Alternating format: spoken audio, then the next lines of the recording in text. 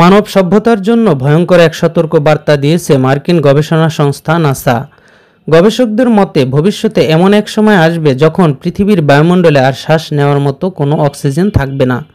গাছপালা বিলুপ্ত হবে, প্রাণের অস্তিত্ব মুছে যাবে, আর পৃথিবী পরিণত হবে এক শুষ্ক ও মৃত গ্রহে। আজ থেকে প্রায় 100 কোটি বছর পর অক্সিজেন শূন্য হয়ে পড়বে পৃথিবীর বায়ুমণ্ডল। ফলে মানুষ তো দূরের কথা, কোনো প্রাণী বা উদ্ভিদই এখানে টিকতে পারবে না।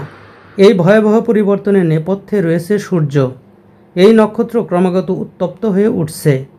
গবেষকরা ব্যাখ্যা করে বলেছেন, সূর্যের তাপ বৃদ্ধির কারণে এক সময় পৃথিবীর বায়ুমণ্ডল থেকে কার্বন ডাই অক্সাইড অণুগুলো ভেঙে যাবে। অথচ এই কার্বন ডাই অক্সাইডই পৃথিবীর জন্য অপরিহার্য, কারণ এই গ্যাস দিয়েই তারা সালোক সংশ্লেষণ করে অক্সিজেন তৈরি করে।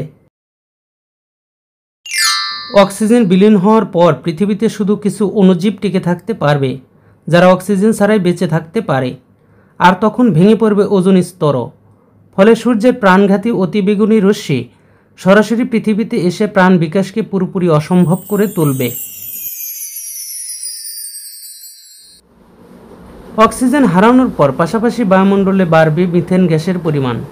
এই গ্রিনহাউস গ্যাস পৃথিবীর পরিবেশকে আরও বিষাক্ত করে তুলবে, যা মানুষের জন্য প্রাণঘাতী হয়ে উঠবে।